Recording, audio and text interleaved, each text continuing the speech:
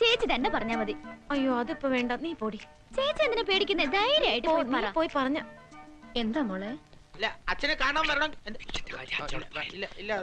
ദേ നോക്കിയേ, രാധുമോക്ക് അച്ഛനോട് എന്തോ പറയണോന്ന്. അതിന് നിന്റെ ശുപാർശ എന്തിനാ? എന്താ മോളെ?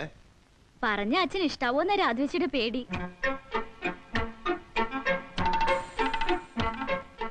അല്ല, അച്ഛൻ ഈ വഴിപാടിലും നേർച്ചയിലൊക്കെ വിശ്വാസം ഉണ്ടാവോന്നാ. മോളെന്താ അങ്ങനെ സംശയിച്ചേ? ദൈവാധീനമല്ലേ എല്ലാത്തിലും വലുത്. മോള് പറഞ്ഞു. അവള് ജയന് വേണ്ടി മുരുകന്റെ അമ്പലത്തിൽ ഒരു വഴിപാട് നേർന്നിട്ടുണ്ട്. നല്ല കാര്യമാ, അത് എത്രയും വേഗം നടത്തണം. മുരുകന്റെ അമ്പലത്തിൽ ജയേട്ടനെ കൊണ്ട് നാക്കില് ശൂലം തറച്ച് പ്രദക്ഷിണം ചെയ്യിച്ചോളാന്ന്. ശൂലം തറക്കിയേ. മോള് നേർന്നതല്ലേ, അത് നടത്തണം. അവിടുത്തെ പ്രധാന വഴിപാടാ ശൂലം തറയ്ക്കല്. അത് എനിക്ക് നല്ല സുഖമില്ല. പിന്നെ പോരാത്തിന് ഇതൊക്കെ വെറും അന്ധവിശ്വാസങ്ങളല്ലേ. എല്ലാരോടും കളിക്കുന്ന പോലെ ദൈവത്തോട് കളിക്കല്ലേ ചേട്ടാ? അല്ല, അതിപ്പോ നേർച്ചക്കാരന് അസുഖമാണെന്നുണ്ടെങ്കിൽ അടുപ്പമുള്ള വേറെ ആരെങ്കിലും ചെയ്താൽ മതി എന്ന് ശാസ്ത്രത്തിലുണ്ട്. എന്നാ പിന്നെ നിന്റെ നാക്കെ തന്നെ തറച്ചോ ശൂലം. നീ വളരെ അടുത്ത സുഹൃത്തല്ലേ? അതെ, മതിയായിരുന്നു. പക്ഷേ ഞാൻ ആയില്യം നക്ഷത്രക്കാരനാ. ഈ ആയില്യം നാളുകാര് അയൽവാസികൾക്കും കൂട്ടുകാർക്കും വേണ്ടി എന്തെങ്കിലും ചെയ്താൽ ഫലിക്കില്ല. ജയൻ ചെയ്യും. ഉണ്ണി ഹര ഹരോ ഹര ഹര ഹരോ ഹര ഹര ഹര ഹരോ ഹര ഹര ഹര ഹരോ ഹര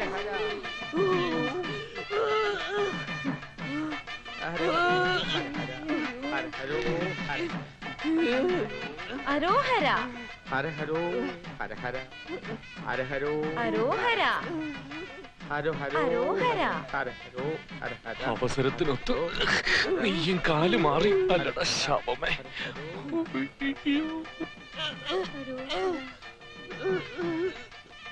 മുരുക, ഷൺമുഖ, മുരുക,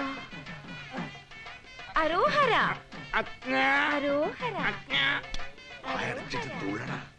ആറുമുഖ ആദിരൂപ പഴനിയപ്പ അരോഹര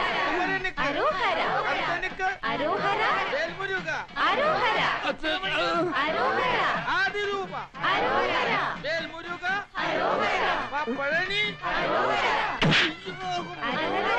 ആദിരൂപ ആറുമുഖ കുമരനിക്ക് സംസാരിച്ച വേദനയ്ക്ക് ചേട്ടാ. അരോഹര അരോഹര ഹരോഹര അരോഹര ഹരോഹര അരോഹര ഹരോഹര ഹരോഹര ഹരഹരോ ഹരഹരോ.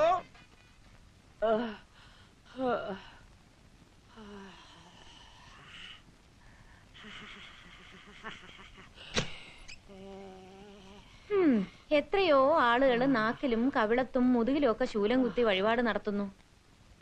അവർക്കൊന്നും ഈ വേദന ഇല്ലല്ലോ. അതെങ്ങനെയാ? മനസ്സിൽ ഈശ്വര വിശ്വാസം ഉണ്ടായിട്ട് വേണ്ടേ? മനസ്സും മനസാക്ഷി ഉണ്ടായിരുന്നെങ്കിൽ ഇങ്ങനെയൊന്നും സംഭവിക്കില്ലായിരുന്നല്ലോ.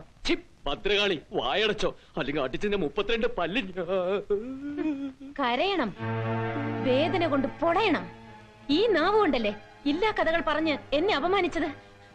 അന്ന് ഞാൻ അനുഭവിച്ച വേദനയുടെ 100-1 പോലും ആയില്ലത്. ഇറങ്ങി പോടി. ഞാൻ പോവാ ഊണ് കഴിക്കാൻ. നല്ല എരിവുള്ള മീൻകറിയും കോഴി വറുത്തതുണ്ട്. വേണേ ഒന്ന് കഴിച്ചിട്ട് പോ.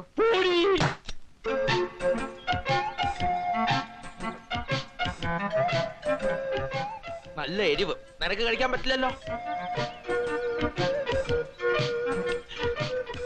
എരിവുണ്ടെങ്കിൽ നല്ല രുചിയാ.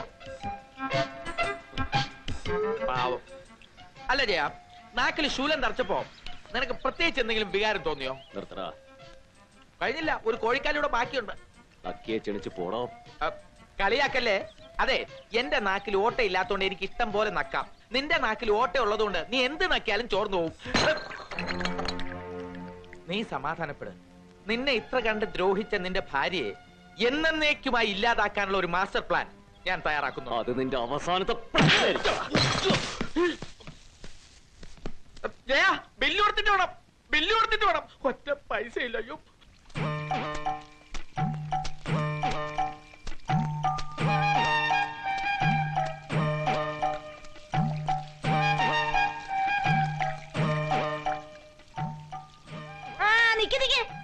ആരാ? എന്താ വേണ്ടത്? ആരെ കാണാനാ? ഓം ശാന്തി. ഇവിടുത്തെ ദാസിയാണില്ലേ? എന്താ? ഇവിടുത്തെ ദാസിയാണോന്ന്? സായത്തെ എന്നോട് തോന്നിയ ദിവസം പറയുന്നു. പിച്ച വാങ്ങാൻ വന്നോള് വീട്ടുകാരെ ചീത്ത വിളിക്കുന്നു. അവളോ? എന്താ നിങ്ങൾ സംബോധന ചെയ്തത്? അമ്മയെന്ന് വിളിക്കൂ മകളെ. മകളെന്നോ? എടി പെണ്ണേ, എന്റെ നല്ല പ്രായത്തിൽ എന്നെ കല്യാണം കഴിച്ചിരുന്നെങ്കിൽ എന്റെ ഇളയ പേരക്കുട്ടിക്ക് നിന്റെ പ്രായമേ കാണത്തുള്ളൂ. അവളെ ഞാൻ അമ്മയെന്ന് വിളിക്കണം പോലും. മര്യാദയ്ക്ക് സംസാരിക്കൂ. ഇല്ലെങ്കിൽ ഞാനൊരു സന്യാസിനിയാണെന്നുള്ള കാര്യം വിസ്മരിച്ച് പ്രവർത്തിക്കേണ്ടി വരും. അത് ചിലപ്പോ നിങ്ങളുടെ നാശത്തിൽ കലാശിക്കും. ഇറങ്ങിപ്പോടി അവിടുന്ന്. ഏയ്, വിട്. ഇറങ്ങിപ്പോ. ഇല്ലെങ്കിൽ ഞാൻ പട്ടി അടിച്ചു. എന്താ അവിടെ പോയത്? എന്റെ കഴുത്തൊന്നും. ഉപദ്രാന്തിയോ? പാർവമ്മച്ചി കാണാൻ മനസ്സിലായില്ലേ? ഹ, ഈ ജോലിയും കൂലിയും ഇല്ലാതെ നടക്കുന്ന അലവലാതി സന്യാസിമാരെ കുറിച്ച് കേട്ടിട്ടില്ലേ? ഏ? അവരെ പോലെ ഒന്നുമല്ല, ഇത് പുണ്യവതിയാ. പുണ്യവതി. വന്നാട്ടെ വന്നാട്ടെ വന്നാട്ടെ. ആഹാ, ആന്റി ആയിരുന്നോ? സുഖമാണോ കുഞ്ഞെ? അതെ ആന്റി. വരൂ. ദേ ആരാ ഓം വന്നിരിക്കുന്നത് നോക്കി. ശാന്തി. ആ സുഭദ്രാമ അങ്ങോട്ടിരിക്കുക. ഭൂമിയിൽ നിന്ന് വിട്ട് ദേഹത്തിന് നിലനിൽപ്പില്ല മകനെ. അതുകൊണ്ട് ഞാൻ കസേരയിലോ അതുപോലുള്ള പീഠങ്ങളിലോ ഇരിക്കാറില്ല. തറപ്പാർട്ടിയാ. ഓം ശാന്തി.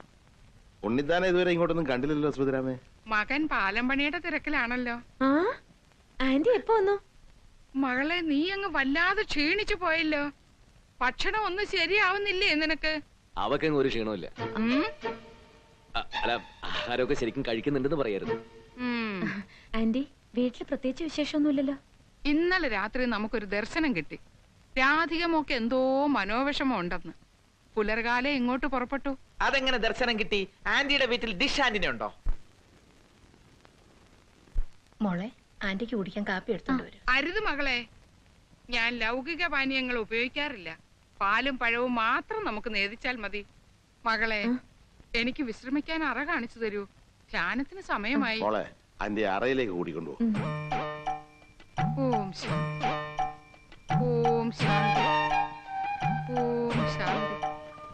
ഓം ശാന്തി. ഓ. ശോ. വാ. ഇനി വിശേഷങ്ങളൊക്കെ പറ, ആന്റി കേക്കട്ടെ. സ്വന്തം മോളെ പോലെ അച്ഛനും അമ്മയും എന്നെ നോക്കുന്നേ. എന്നെ ഭയങ്കര ഇഷ്ടാ.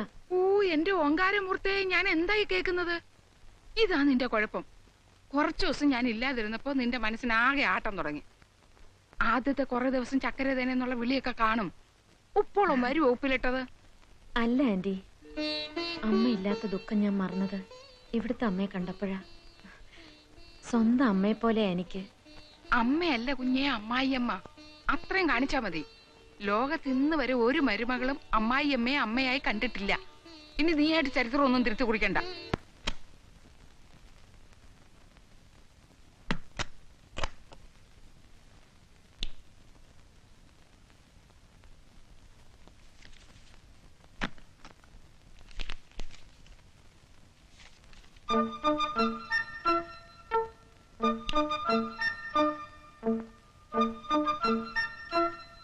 ലൈറ്റ് ഇട്, എനിക്ക് വായിക്കണം. പറ്റില്ല, എനിക്ക് ഉറങ്ങണം.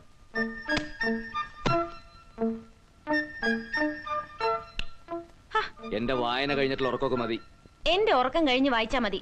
IAS പഠിക്കൊന്നല്ലോ. അല്ലടി, നിന്നെ ഇവിടുന്ന് കെട്ടിക്കാനുള്ള വഴി പഠിക്കുക. അങ്ങനെ എപ്പോഴും നീ മാത്രം ജയിക്കൊന്നും വേണ്ട. ദേ, ഞാൻ അച്ഛനെ വിളിക്കും. ഒലത്തും.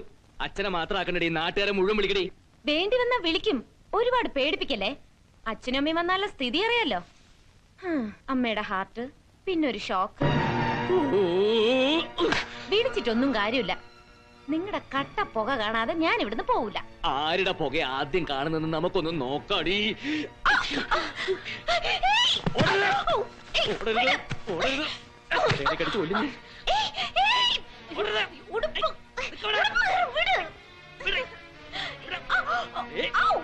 എന്താ തള്ള നിങ്ങൾ? എന്താണെന്ന്? ജയൻ കുഞ്ഞും രാധിക കുഞ്ഞും. ആ ജയന്റെ രാധികയുടെ റൂം തന്നെ അത്. പോണം. അല്ല, എന്തോ ഒരു ബഹളം. കിടക്കുമ്പോ ഞാൻ ബഹളം? എല്ലാം മറന്നു. രാധമോളെ,